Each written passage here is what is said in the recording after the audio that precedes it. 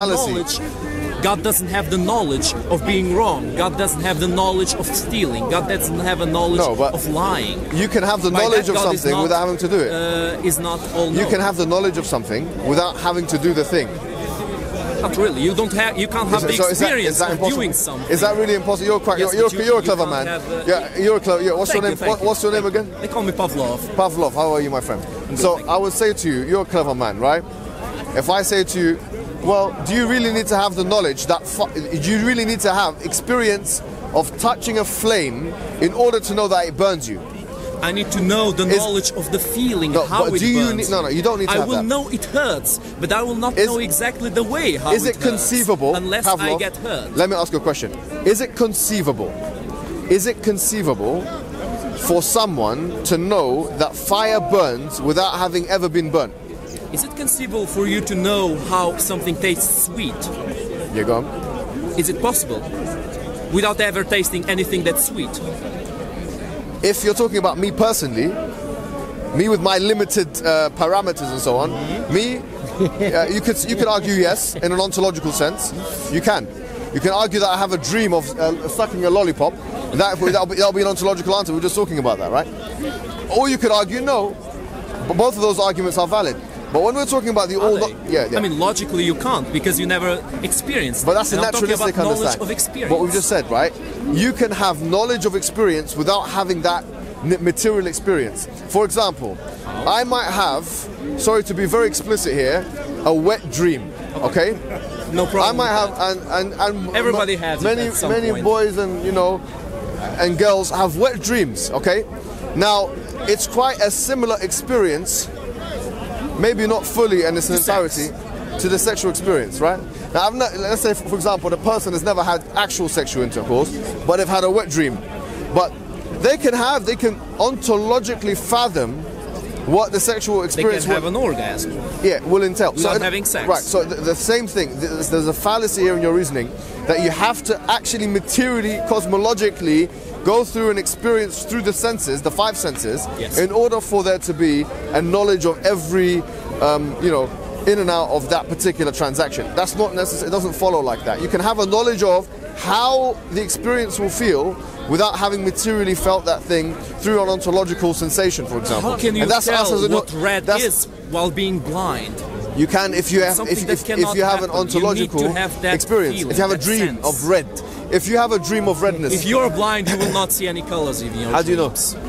If you have a dream, if you're a blind person, have a dream. Dreams are an agglomeration of the world that we see now. They are a distortion of what do you think? Like the you thing cannot see in dreams something that I've got a great example. Link to okay, I'm going to disprove you right now. Okay, go ahead. And you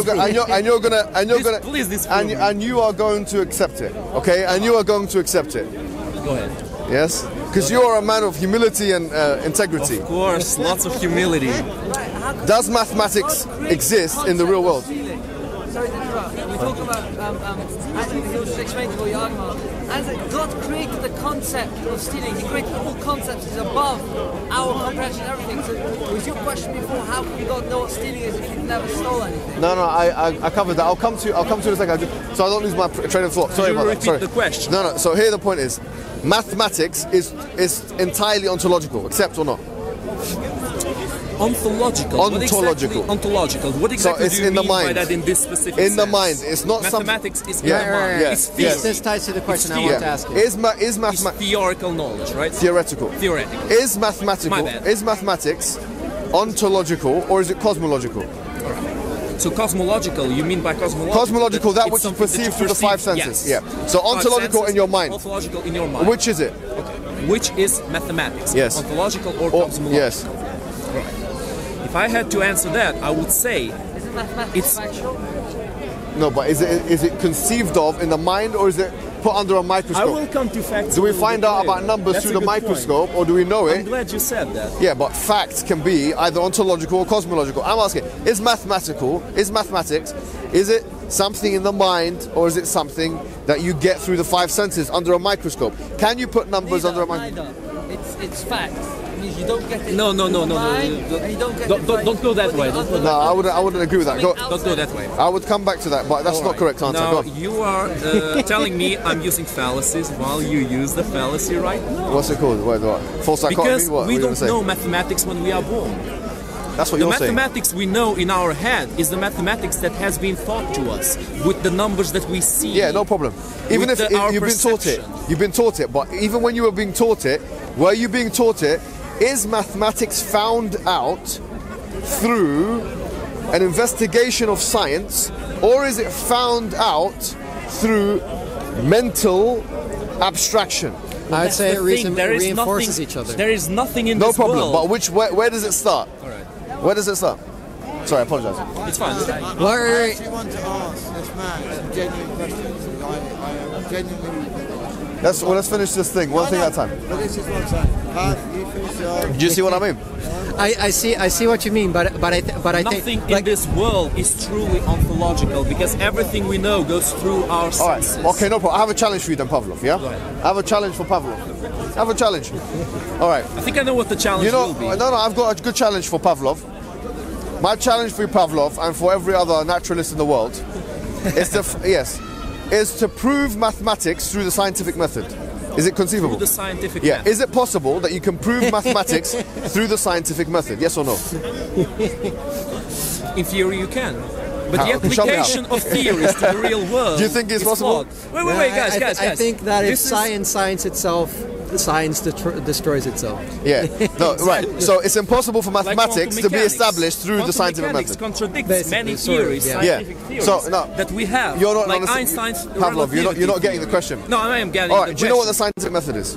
Sorry? What is the scientific method? Scientific method. Yeah, go on. It's something that you prove. What is it? What are the steps? What do you do? How do you explain the scientific method? Okay, go ahead. Yeah. So you have, let's say for example, you have a hypothesis, right? Yes. Then you go into the laboratory in controlled settings. You run the experiment in controlled settings and so on, and then you put your conclusions in a journal. Yeah. Then there's peer review, falsification, after popper, and so on. No, you miss a very crucial point. Sorry, go ahead. I might have, yeah. It's falsibility. Yeah, I said that. I said falsification.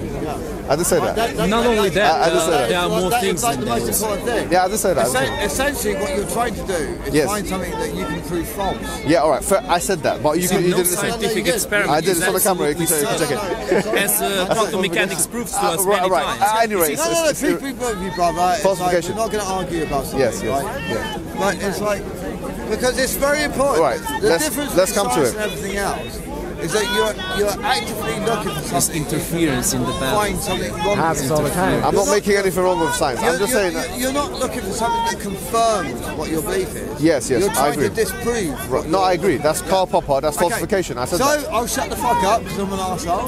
Me and you, I want to ask you something. Okay, afterwards.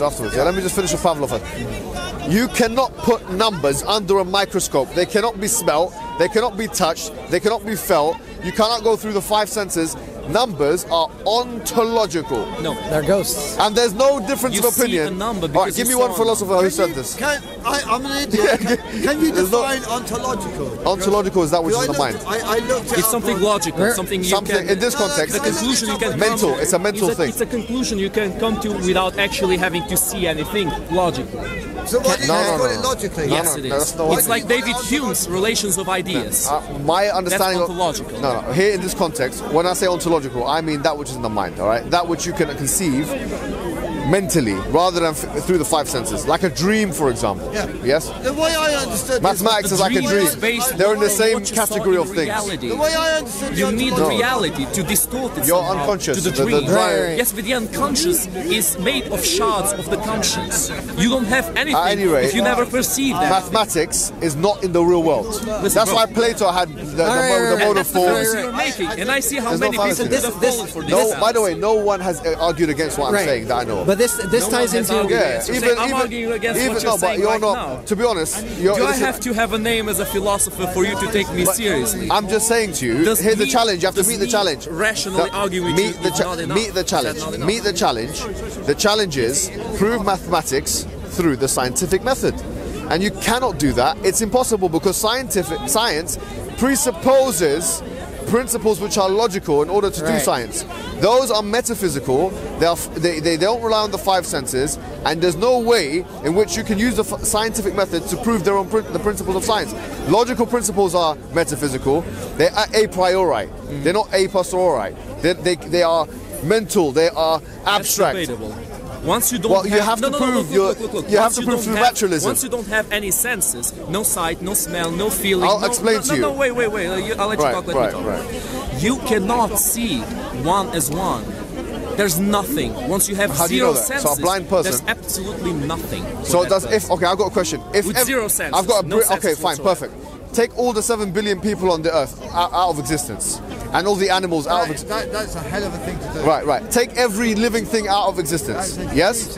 Does mathematics exist? No. No, it doesn't. Pablo, thank you. I'm not shaking your hand. This is not over yet. Don't run away. Can I add to this? No. Because I agree with you. That's fine. So 2 plus 2 equals 4 depends on my existence and your existence. Exactly. Because this is the important part. That laugh proves to me that you follow the same logic as Hashim does. Because he never once, even tried. He never once. No, don't interrupt. It's 2 plus 2 equals 4. Don't interrupt Hashim too. Tall Hashim. I'll call you Tall Hashim from now on. I told Hashim that I'm not certain about my existence because I'm not certain in what shape or form I truly exist beyond my perception. You perceive my existence in a different... Guys, don't interrupt for fuck's sake. Don't interrupt. Come on, don't sweat. We're finally getting somewhere. Now, Hashim refused to understand that because his agenda is to disprove what I'm saying and to ridicule it as much as possible. Because he refuses to understand that his perception is not the exact same perception that is absolute truth. I see color with my eyes because my eyes have 3 color receptors. I smell because my nose has a certain ability to perceive smell. I hear, I don't hear as well as a deer hears. I don't see as well as an eagle sees. My senses are not perfect. You can hear in your dream. And you can see in your dream, and your eyes are closed. I can see in my dreams. I can hear in my dreams. Blind, I can touch in my dreams. Speak to a blind person. Here's your homework. The homework is speak to a blind person and ask them if they've ever had dreams before, where they visually see things. Right? If you think that blind people don't have dreams, that's denying the experience. Do have dreams. Ask them. But they have sound in your dreams. eyes, when you close your eyes like that, you still see. They do not see shapes how do you know that? Dreams. No blind person will ever tell you that. How do you know they do? I know that. How do you know they do? How? I've spoken to blind people before. To blind people? You've spoken to them? May I ask a question? Fair enough. I have a question for you. So, sorry for interrupting. Now, if someone is focusing do you want to continue? Much, no, I'm okay. I just you're leaving. Is there anything you want to say to me? Don't leave just yet. I think we're done. I don't think we're done. Okay, one more chance. The challenge is use the scientific method to prove science. Use the scientific method to prove mathematics. Can you prove mathematics through the scientific method? What would you do? How would you run the experiment? You're a scientist now. Let's find out. Pavlov's lab. We're going to go to Pavlov's lab. You're not listening. Oh, no. We're going to go to... Okay, as I usually say, the battle between debaters, especially in Speaker's Corner, is not for the agreement of the other, it's for the soul of the viewer. Fine. That's what you're fighting for. You're not fighting for me to start agreeing with you. You're fighting so the people will agree with you on the other side. These are ad hominems. It's not an ad hominem at all, because you're not listening to what I'm telling you. How would you do it? How would you run the experiment? As you see it right now, is ultimately shaped by your senses. While you're blind, deaf, you can't touch, you can't smell, you can't do anything, you will not have any conception of math. How would you run the experiment in the laboratory? Your self-awareness is based on your senses. Without senses, there is nothing. So all the human beings, take them off the earth, 2 plus 2 does not equal 4. No problem. What is the 2? You need to link it to something. Keep laughing. I would like to have a chat with you. Away from the camera. No, I can laugh too. It is funny. Because, can I ask you my final question that I have stored for you all this time? Yes, of course. Right.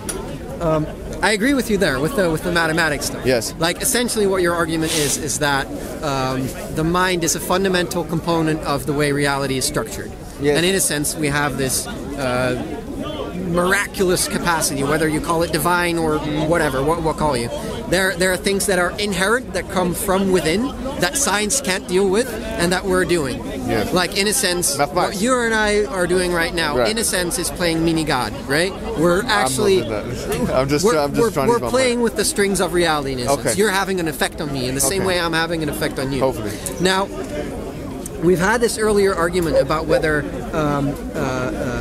something can come out of nothing and all that stuff, and I wanted to tie that back all the way to the Earth, right? Because that's all far away, heavenly, cosmological stuff, basically.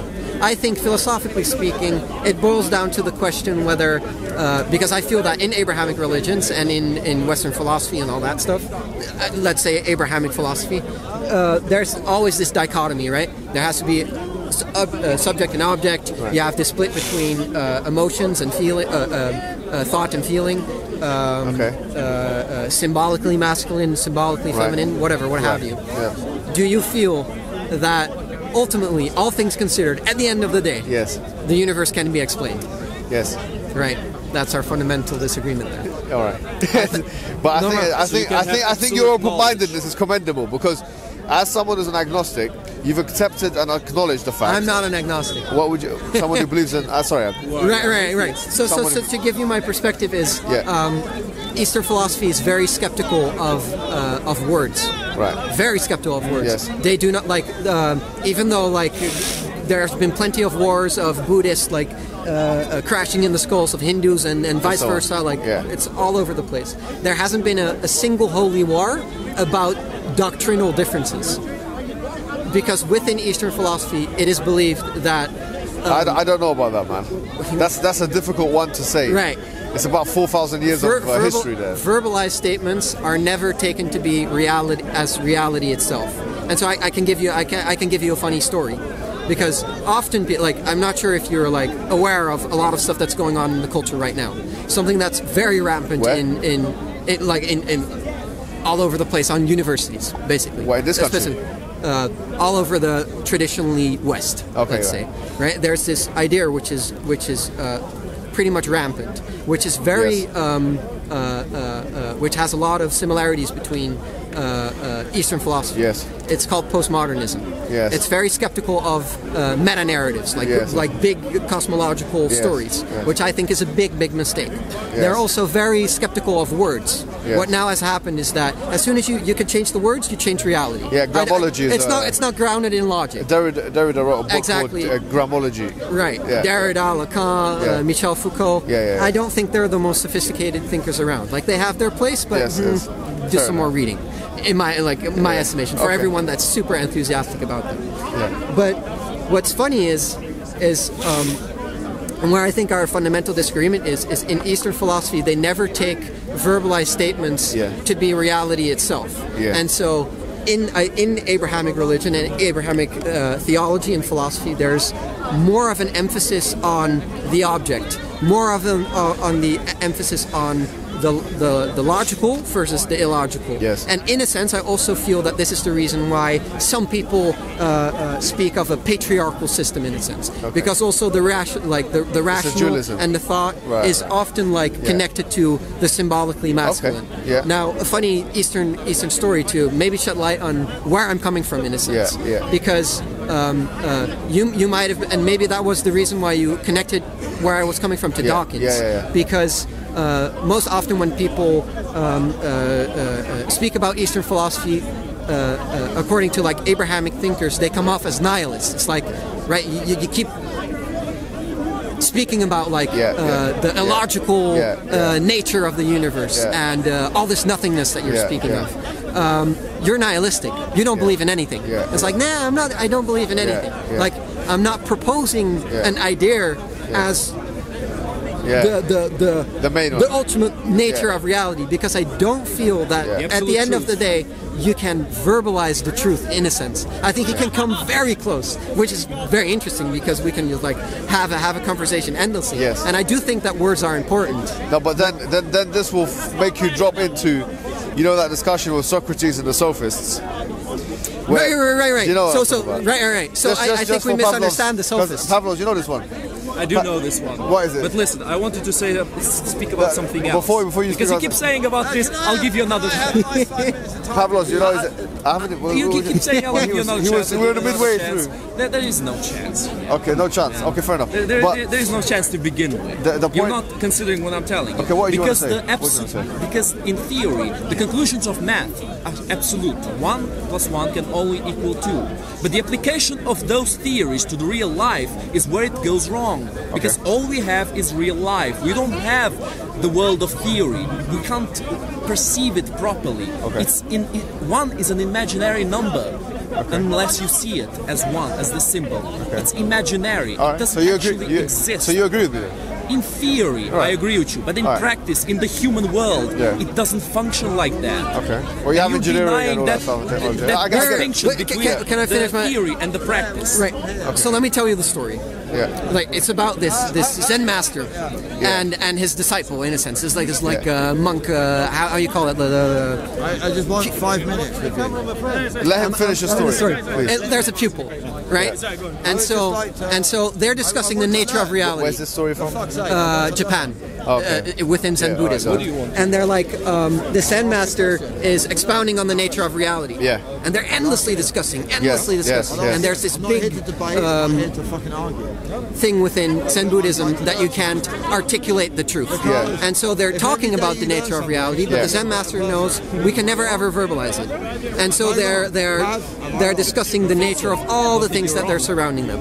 Right? So there's this stone. Actually, but you need to. And then the Zen master